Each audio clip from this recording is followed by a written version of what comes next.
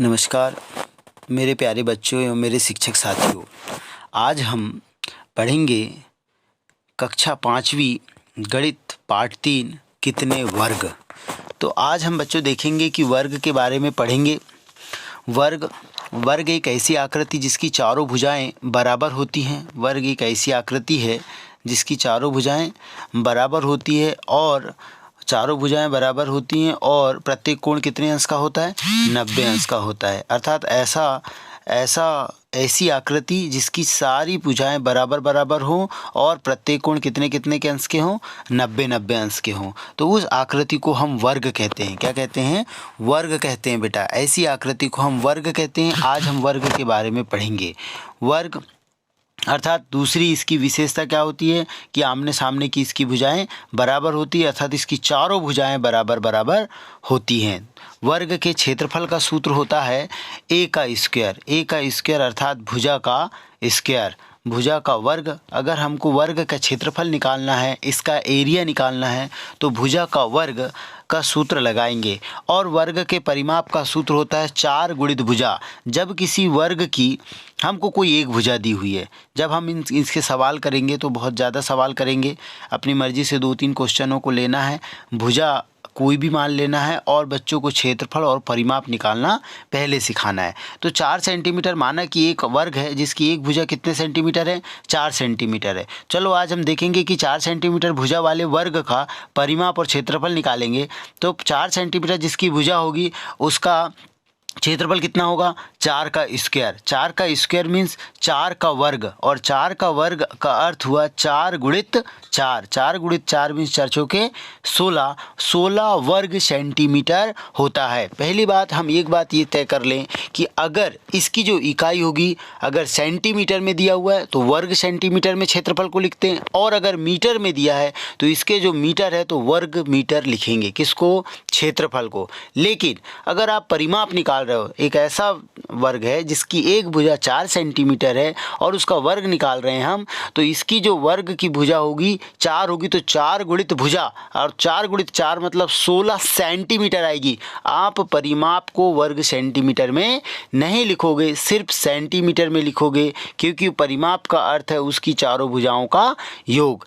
अर्थात हम परिमाप के मतलब में ये समझे कि जब भी हमको किसी भी आकृति का परिमाप निकालना हो, कोई भी आकृति दी हो, वो त्रिभुज निकालना हो, चतुर्भुज की आकृति, किसी भी चतुर्भुज का परिमाप निकालना हो, आयत का परिमाप निकालना हो, और अगर गलती से आपको सूत्र याद नहीं भी है तो आप क्या करोगे? परिमाप निकालने का अर्थ है उसकी सभी भुजाओं का योग। अर्थात परिमाप निकालने के लिए आपको सिर्फ उनकी भुजाओं का योग करना है। चलो हम आगे देखते हैं प्यारे बच्चों।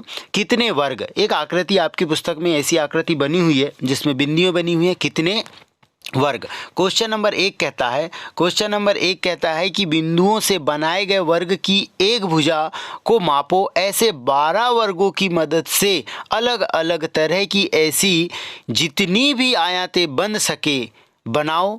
तुम कितनी आयतें बना सकते हो? तो चलो देखते हैं हम कितनी आयतें बना सकते हैं। हम बहुत सारी आयतें बना सकते हैं और उनका उपयोग कर सकते हैं। उत्तर देखो, उत्तर भी हमने इसका दिया हुआ है। उपरोक्त वर्ग 1 सेंटीमीटर के हैं। उपरोक्त दिए गए ब्लॉक में 12 वर्गों का प्रयोग कर जितनी हो सके आयत बनाइए। अपनी सुविधा के लिए उन्हें क्रम संख्या दीजिए। अर्थात क्या करना है आपको? हर बार देखो, एक बार 2 लिए, फिर एक बार 3 लेके बनाओगे, एक बार 4 वर्गों को लेके बनाओगे, एक बार 5 वर्गों को लेके, एक बार 6 वर्गों को लेके। लेकिन यहाँ क्या हो रहा है, आप देख रहे हो कि एक वर्ग का 1/1 का दिया हुआ। 1/1 का मतलब हुआ 1 सेंटीमीटर लंबा भी है और 1 सेंटीमीटर चौड़ा भी है। तो चूँकि हम ये जानते हैं कि वर्ग की लंबाई और चौड़ाई दोनों बराबर होती है, लेकिन अगर हमने 2 वर्गों की सहायता से बनाया है तो लंबाई कितनी हो जाएगी? 2 सेंटीमीटर, और चौड़ाई कितनी हो जाएगी? 1 सेंटीमीटर। इसी तरह से आपको 12 को लेकर के एक बार 1 को लेके बनाना है, फिर 2 को लेके बनाना है, और उनको नंबर देते देते काम करना है। प्रश्न नंबर 2 कहता है कि किस आयत का परिमाप सबसे लंबा है? किस आयत का परिमाप सबसे छोटा है। आयत आपको यहाँ से देखना पड़ेगा, ये जो आकृतियाँ दिखी हुई हैं यहाँ से कुछ दिया हुआ है आयत, तो 3, 6, 7 का परिमाप सबसे लंबा है। 3, 6, 7 का परिमाप से मतलब है कि जब यहाँ से आप तीसरे नंबर का बनाओगे, छठवें नंबर का बनाओगे और 7वें नंबर का बनाओगे तो उसमें जो परिमाप है उसके वो सबसे लंबा होगा। किस आयत का परिमाप सबसे छोटा है, तो 1, तो भाई इसका स्वाभाविक बात है 1/1 का होगा तो छोटा होगा, 2 का, 4 का और 5 का। अब हम देखते हैं डाक टिकट। आप जानते हैं डाक टिकट डाकघर में मिलती है और डाक टिकट के माध्यम से हम आज गणित पढ़ेंगे। प्रश्न नंबर 1 है, इन मज़ेदार डाक टिकटों को देखो डाक टिकटों में इस टाइप के कुछ डाक टिकट बने हुए होते हैं और डाक टिकट में आप देख रहे हो कि 1/1 के कुछ खाने बने हुए हैं।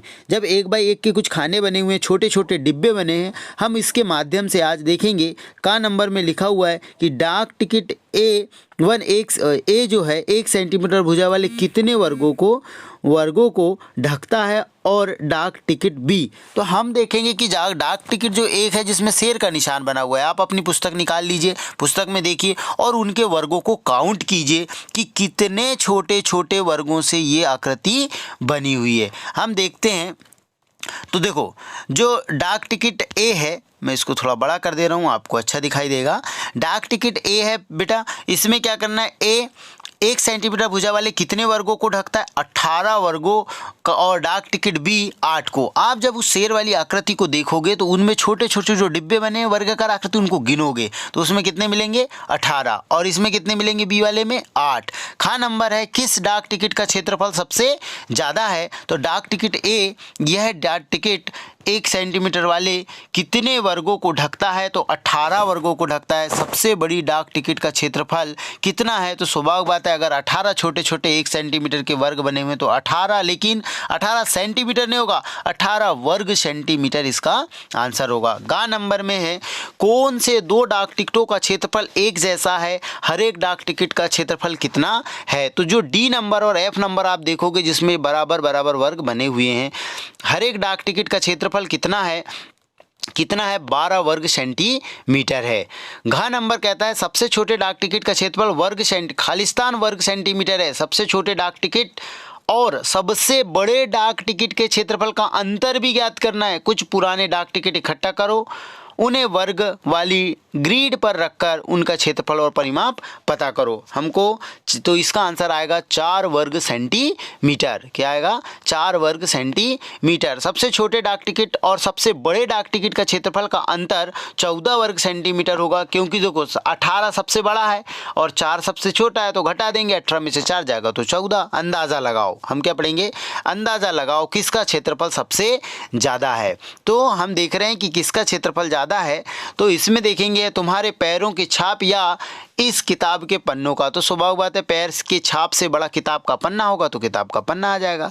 किसका क्षेत्रफल कम है, 2 5 के नोट के एक साथ या 100 का एक नोट, तो 100 रुपये के नोट, 2 5 के नोट 100 के नोट से क्या हो जाएगा, ज़्यादा हो जाएगा, तो 100 रुपये के नोट का क्षेत्रफल क्या हो जाएगा, कम हो जाएगा।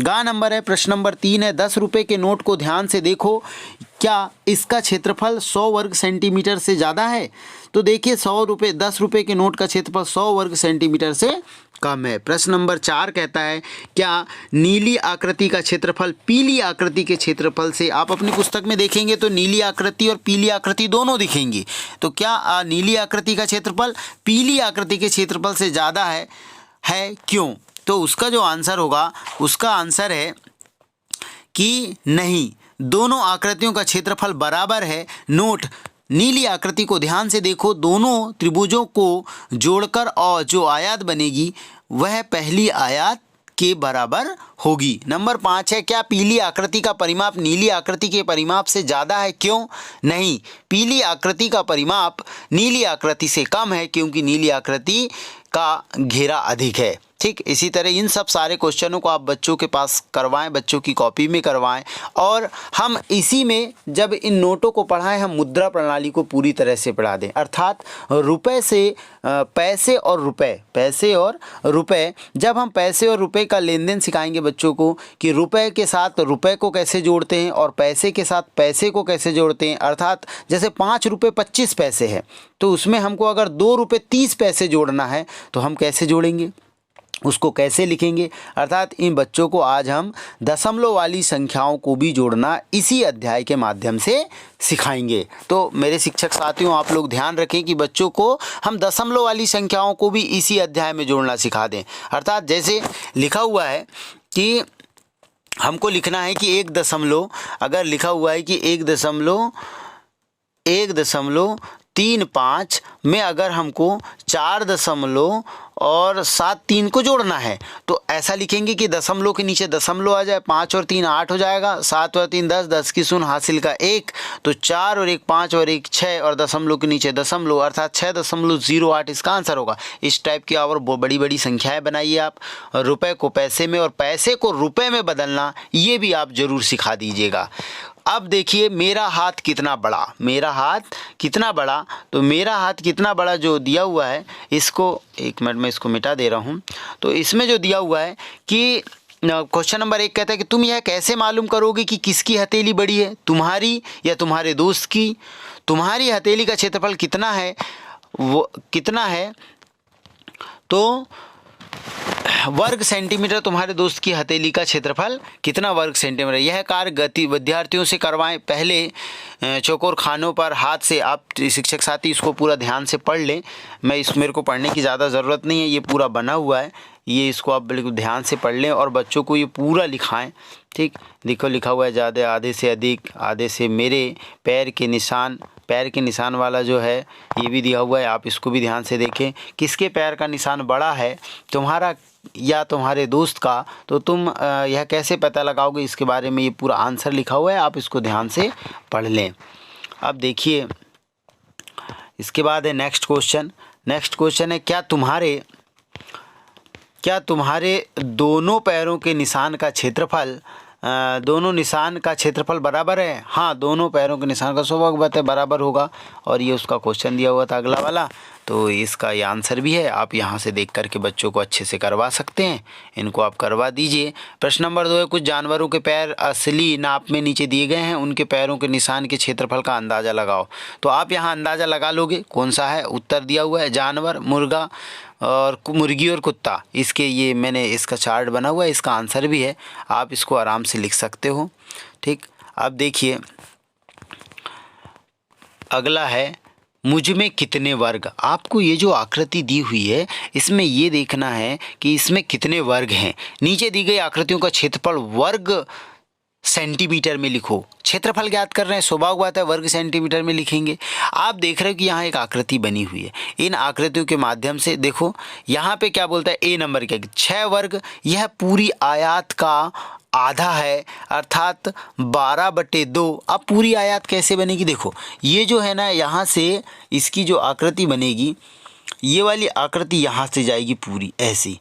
ठीक, तो ये जब यहाँ से इसको पूरा मिला दो आप ऐसा ले जाके, जब ऐसा मिलाओगे तो पूरी एक आयत बनेगी। तो इस साइड जितने होंगे खाली जगह में वो पूरे 12, तो पूरे 12 होंगे और 12 को क्या कर दोगे आप, आधा कर दोगे, तो आपको समझ में आ जाएगा कितना आएगा। ठीक है, तो अगला है फिर बी नंबर की आकृति। यहाँ पे सब आंसर लिखे हुए हैं। 9 वर्ग सेंटीमीटर है, तो 4 पूरे हैं तो आधे प्लस 8, तो आधे कितने होंगे, 4, 1/4 अर्थात 4 + 4। सी नंबर का दिया हुआ है, देख लीजिए आप। डी नंबर का दिया हुआ है, 4 वर्ग बनेंगे और 6 वर्ग बनेंगे।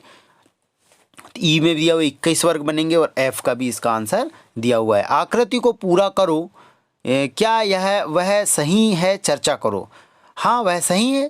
समझाओ कि आकृतियों का हरा भाग 4 सेंटीमीटर और पीला भाग 6 सेंटीमीटर कैसे है। तो पुस्तकों में देखो हरे भाग में 4 सेंटीमीटर ये आंसर लिखा हुआ है, आप इसको पढ़ लेंगे। ठीक है, इनको पढ़ करके बच्चों को करा देंगे, जब बच्चों कर लेंगे तो पढ़ते अच्छे बने जाएगा। क्या सुरुचि ठीक है, नीचे भाग का क्षेत्रफल कितना है समझाओ। हाँ, सुरुचि सही है। हरा भाग पुस्तक में देखो, यह हरे भाग के पीछे आयत का आधा है, इसको आप पूरा ध्यान से पढ़ लीजिए।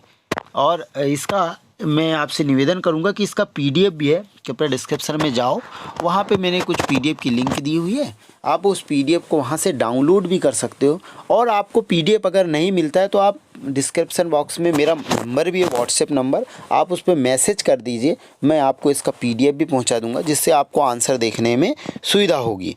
और मेरा निवेदन है आपसे कि मेरे चैनल को आप लोग सब्सक्राइब कर दें और इस वीडियो को ज़्यादा से ज़्यादा शेयर करें और लोगों को शेयर करें। 9th-10th की मैथ्स भी पढ़ाई जाती है इसमें, तो जो 9th-10th के बच्चे होंगे उनको भी शेयर करें, जिससे वो बच्चे भी देख पाएँ। चलो देखते हैं क्वेश्चन नंबर 4। इस आकृति को पूरा करने के लिए क्या तुम कुछ तरीके सोच सकते हो? हाँ, बहुत सारे तरीके हैं सोचने के लिए, मैंने इसका कुछ आंसर दिया हुआ है, आप इसको ध्यान से पढ़ लेंगे। क्वेश्चन नंबर 5, अपने आप कुछ और तरीकों से कोशिश करने को कहती है, पर वे करके देखो। अभ्यास का समय है, इसको आप पूरी तरह से अच्छे से देख लीजिए, मैं रोक दे रहा हूँ इसको, ठीक, इसको पढ़ लीजिए जी। अब नेक्स्ट है, क्या बोलता है कि इस आयत में एक सीधी रेखा कुछ इस तरह खींचिए कि इसमें दो बराबर त्रिभुज बन जाएं। तो देखिए सीधी रेखा कैसे खींचेंगे भाई, सीधी रेखा ऐसी खींचेगी तो बराबर बराबर त्रिभुज बन जाएंगे, ऊपर भी एक बन रहा है और नीचे भी एक त्रिभुज बन रहा है, ठीक। तो दोनों त्रिभुजों का क्षेत्रफल कितना है? 20 का आधा कितना होगा? 10 वर्ग सेंटीमीटर। एक सीधी रेखा खींचकर इस आयत को दो बराबर आयतों में बांटने को बोलता है, त्रिभुजों में नहीं। तो आयत कैसा होता है? लंबाई ज़्यादा होती, चौड़ाई कम होती, इसलिए हम खड़ी लाइन खींचेंगे इसमें। देखो दिया हुआ है चित्र में, हमने खड़ी लाइन खींच दिया, इसको आप खड़ी लाइन खींच दीजिए। गा नंबर 2, सीधी रेखाएं खींचिए और इस आयत को एक आयत और दो बराबर त्रिभुजों में बांटो। आयत का क्षेत्रफल कितना है? तो ये इसका आंसर है, बिना किसी खाली कागज़ के। इसको अगले प्रश्न में देख लेते हैं अपन। तो अब लास्ट वाला प्रश्न है, आप इसको देखिए। टाइल सी बिना किसी खाली जगह के फर्श को पूरा टाइल करेगी, क्योंकि यही टाइल मिलकर वर्ग का निर्माण कर सकती है। बाकी टाइल्स वर्ग आयत का निर्माण नहीं कर सकेगी और फर्श सामान्यतः वर्ग आयताकार होगा। आप इसको पढ़ लीजिए, बिल्कुल ध्यान से पढ़ लीजिए और एक एक क्वेश्चन को बहुत अच्छे से लिखवा दीजिए। और 5 वर्गों की पहली, ये भी पूरा दिया हुआ है कि किस आकृति का परिमाप कितना होगा, क्षेत्रफल क्या होगा।